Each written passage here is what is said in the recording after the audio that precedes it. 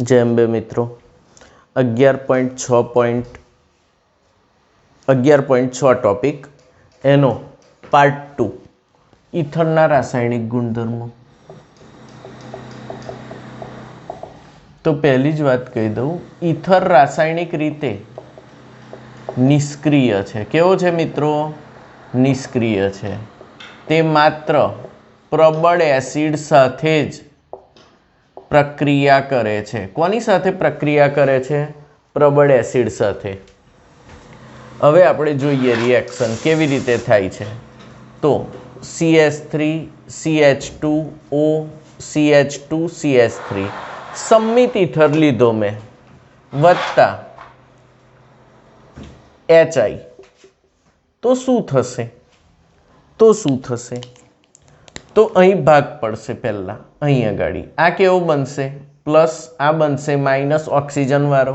अहीं H केवो छे? प्लस I माइनस आ माइनस सीधो प्लस पर हुमलो कर दे तो कई बे निपज बने? जल्दी CH3 CH2 OH वत्ता CH3 CH2 I CH3 CH2 અને જોડે આયોડિન જોડાય તો આલ્કોહોલ બને અને આલ્કાઇલ હેલાઇડ બને। આને કહેવાય ઇથાઇલ આયોડાઇડ, આને કહેવાય ઇથાઇલ આયોડાઇડ અને આને કહેવાય ઇથેનોલ।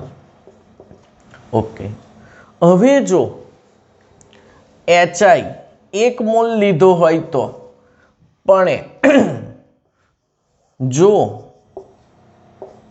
HI વધુ પ્રમાણમાં HI હશે તો આ રિએક્શન ફરી કેરી ફોરવર્ડ થશે। અહીંથી તૂટે, આ કેવું બને? માઇનસ આ પ્લસ। અહીં તોડ્યું હતું એવું જ, C ઉપર પ્લસ આવે ને ઉપર માઇનસ, તો આ બીજી સાઈડ બી તૂટે। અહીં ફરી H પ્લસ ને I માઇનસ, તો શું બનશે? CH3 CH2I વત્તા H2O છૂટું પડી જશે। H2O છૂટું પડી જશે। એનો મતલબ કે વધુ પ્રમાણમાં જો તમે HI નાખી દો, 2 મોલ નાખી દો, આના 1 મોલ સામે આના 2 મોલ, તો તમને ઇથાઇલ આયોડાઇડ મળશે અને પાણી મળશે। કારણ કે ઇથેનોલ બને છે ખરો, પણ ઇથેનોલ બન્યા પછી પાછો ઇથાઇલ આયોડાઇડમાં રૂપાંતરિત થઈ જાય છે। આખી વસ્તુ સમજ પડી હોય તો હવે આપણે વિચારીએ અસંમિતનું। અસંમિત ઈથર માટે મોસ્ટ IMP, કારણ કે આમાં ઇફ બટ્સ બધું જ છે। CH3 CH CH3 CHO CH2 CH3। નવ આ અસંમિત છે ઈથર, અસંમિત ઈથર। આની સાંદ્ર HI 1 મોલ, તમને કશું જ ના આપ્યું હોય, તમારે કેટલા મોલ વિચારવાના? 1 મોલ। હવે જ્યારે રિએક્શન થશે તો તમારે વિચારવાનું આ બંધ તૂટે કે આ બંધ તૂટે। તો બહુ જ સિમ્પલ માહિતી આપું છું। H પ્લસ ને I માઇનસ, પહેલો હુમલો I માઇનસ કરશે અને I માઇનસ કોના પર હુમલો કરે? તો કે જે જગ્યાએ ભીડ ઓછી હોય।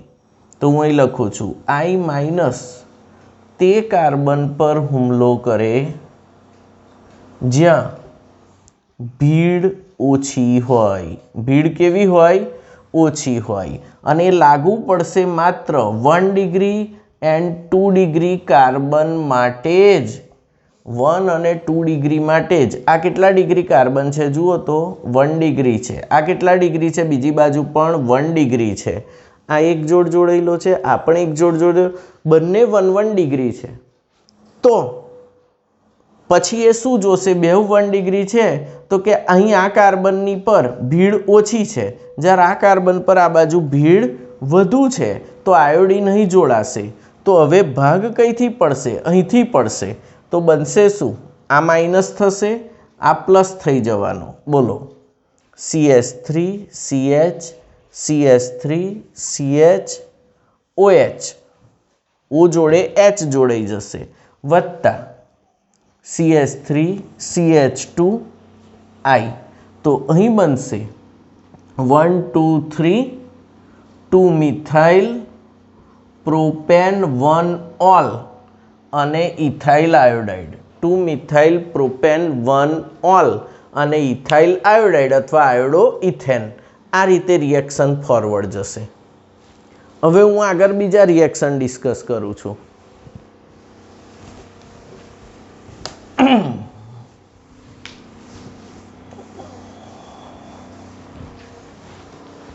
ઓકે, હવે હું આવું લઈ લઉં.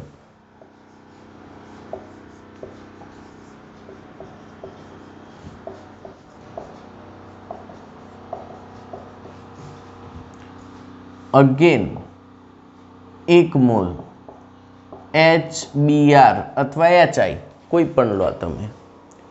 તો અહીં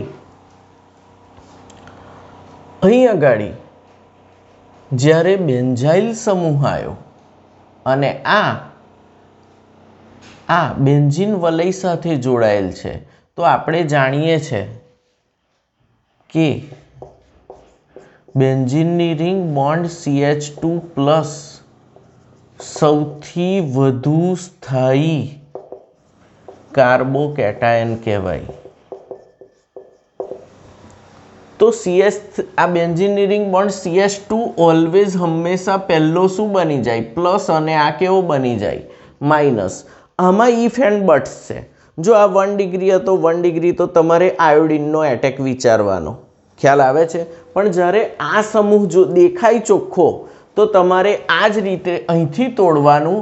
હવે તમે H અને Br જોડો. હવે Br માઇનસ કઈ હુમલો કરશે? આના પર હુમલો કરશે, એટલે બનશે benzyl bromide CH2Br, benzyl bromide વત્તા CH3CH2OH, CH3CH2OH ઇથેનોલ. આગળ બીજું ઉદાહરણ જોઈએ. CH3CH3CH3. આમાં આ રીઝન હતું સૌથી વધુ સ્થાયી કાર્બોકેટાયન છે, બોન્ડ CH2CH3. હવે તમે ચોખ્ખું જોયું આ બાજુ આ બેન્ઝાઇલ કેટાયન આખો હતો એટલે તમારા આ ભાગ પડ્યા. હવે આ કેટલા ડિગ્રી છે? 1 ડિગ્રી એક જોડે. આ કેટલા ડિગ્રી? 3 ડિગ્રી. જ્યારે પણ આ તગડો દેખાય અહીં 3 ડિગ્રી એટલે તમારે અહીંથી જ તોડી નાખવાનો O માઇનસ અને આ કાર્બન 3 ડિગ્રી પ્લસ, કારણ કે 3 ડિગ્રી કાર્બોકેટાયન ખૂબ જ સ્થાયી. HI નાખો, શું બનશે? બોલો. H plus I minus. ઝડપથી CH3CH3CH3I વત્તા CH3CH2OH ઇથેનોલ અને 2 મિથાઇલ 2 આયોડો પ્રોપેન અને આ છે તમારો ઇથેનોલ. તો અહીં આગળ તમને એક્ઝેક્ટ ખબર પડી કે ભાઈ જ્યારે 1 ડિગ્રી કે 2 ડિગ્રી હોય તો તમારે શું જોવાનું? I માઇનસ કોના પર હુમલો કરે? જઅહીં ઓછી ભીડ હોય આ બેમાંથી જે બાજુ ત્યાં હુમલો કરે. ઓકે. પણ જ્યારે આ 3 ડિગ્રી હોય કાર્બન, અથવા જ્યારે બેન્ઝાઇલ સમૂહ હોય, બેન્ઝીનની રિંગ બોન્ડ CH2 આવતો હોય તો એ પ્લસ, તો આ બંને કાર્બોકેટાયન આ બેમાંથી જ પૂછશે, બીજું નહીં પૂછે નવું, આ બેમાંથી જ પૂછશે. આ બે હોય તો ખાસ કાળજી રાખવાની, અહીંથી તૂટશે બંધ. ચલો હજી ઉદાહરણ લઈએ નવું. આ સમજ પડી હતી? ઓકે.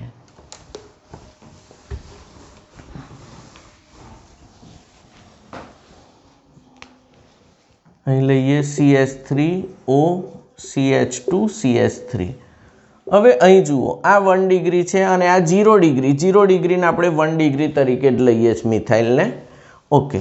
તો અહીં HI નાખો તો ઓરિજિનલ રૂલ, આના પર ભીડ વધુ છે, આના પર ભીડ નથી, તો તમારે અહીં ભાગ પાડવાના. I માઇનસ કોના પર હુમલો કરે? જઈ ભીડ ઓછી છે. શું બનશે? CH3I વત્તા CH3CH2OH. આ બધા MCQ જેઈમાં બહુ જ પૂછાય છે એટલે હું ડિફરન્ટ પ્રેક્ટિસ કરાવું છું. ચલો હજી બીજો એક લઈ લો. એનિસોલ લઈ લો. એનિસોલ. ચલો HI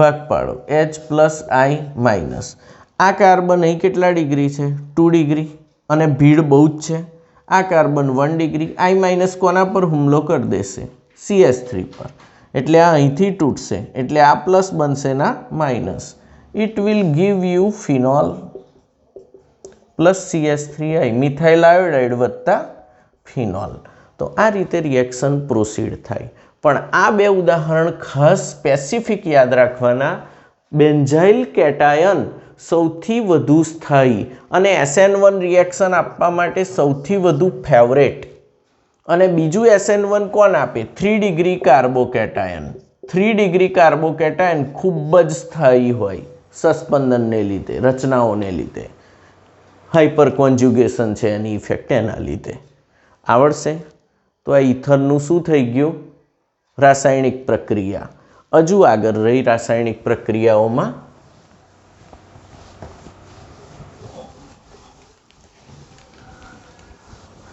એરોમેટિક ઇથરની રાસાયણિક પ્રક્રિયાઓ એરોમેટિક ઇથરની તો એમાં હવે ઇલેક્ટ્રોન અનુરાગી વિસ્થાપન પ્રક્રિયાઓ જો આ મેં કરાયો એના પરથી કોયડો 11.7 ઇઝીલી તમે સોલ્વ કરી શકશો અને આગળ કાલે કરાયું હતું એના પરથી 11.6 એકદમ ઇઝીલી કરશો વિલિયમસન સંશ્લેષણ પરથી મેં કાલે બંને વ્યવસ્થિત કરાયા છે તો 11.6 અને 11.7 કોયડા મોસ્ટ IMP ચોપડીના પેજ નંબર 349 અને 346 આ બે કોયડા ખાસ સોલ્વ કરવાના આગળ વધીએ કઈ પ્રક્રિયા આવી આપણે ઇથરની ઇલેક્ટ્રોન અનુરાગી વિસ્થાપન પ્રક્રિયા ઇથરની ઇલેક્ટ્રોન અનુરાગી વિસ્થાપન પ્રક્રિયા તો હું અહીં લખીશ બેન્ઝીનની રિંગ બોન્ડ OCH3 એનિસોલ લઈ લીધો મેં એનિસોલ અથવા મિથોક્સી બેન્ઝીન એનિસોલનું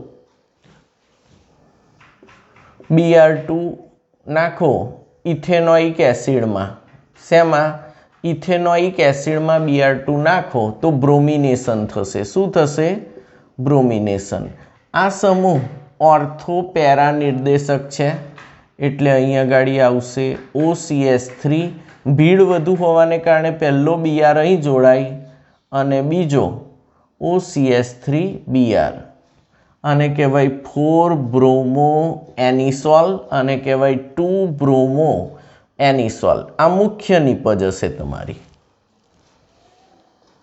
કારણ કે ભીડ ઓછી નડે ચલો બીજું છે ફ્રીડલ ક્રાફ્ટ પ્રક્રિયાઓ નાઇટ્રેશન લઈ લઉં બીજું ચલો આનું નાઇટ્રેશન સાંદ્ર HNO3 સાંદ્ર H2SO4 પ્રક્રિયાનું નામ શું કહેવાય મિત્રો નાઇટ્રેશન કયો સમૂહ લાગે નાઇટ્રેશનમાં NO2 પ્લસ તો આમાં પણ સેમ OCH3 અહીં NO2 પેરા નાઇટ્રો એનિસોલ વત્તા જલ્દી OCH3 અહીં શું આવે NO2 ortho nitro anisole as usual આ મુખ્ય બને પેરા અને અહીં ભીડ બહુ જ વધી જાય એટલે આ ગૌણ બને એટલે અલ્પ પ્રમાણમાં અપાકર્ષણ બળો ઉત્પન્ન થઈ જાય છે હવે આવશે ફ્રીડલ ક્રાફ્ટ પ્રક્રિયા તો આમાં જ લખીએ આપણે આ સમજાયું ને ઓકે ફ્રીડલ ક્રાફ્ટ આલ્કાઇલેશન અને એસાઇલેશન તો પહેલાં આલ્કાઇલેશન કરીએ વત્તા CH3Cl નિર્જળ AlCl3 આને કહેવાય ફ્રીડલ ક્રાફ્ટ આલ્કાઇલેશન તો કયો સમૂહ ચોટશે CH3 પ્લસ કઈ ચોટે ચલો બોલો આ OCH3 છે પહેલો કઈ આવે પેરામાં બીજો કઈ આવે OCH3 ઓર્થો CH3 લાગે ચલો આને કહેવાય 4 મિથાઇલ એનિસોલ અને કહેવાય 2 મિથાઇલ એનિસોલ આ મુખ્ય હશે અને આ ગૌણ કારણ કે આમાં ફરી ઓર્થો પર અપાકર્ષણ બળો કઈ સ્ટેરિક ઇફેક્ટ કાર્યરત થશે હવે ફ્રીડલ ક્રાફ્ટ એસાઇલેશન એસાઇલેશનનો પ્રક્રિયક કયો છે? CH3COCl acyl chloride, નિર્જળ AlCl3.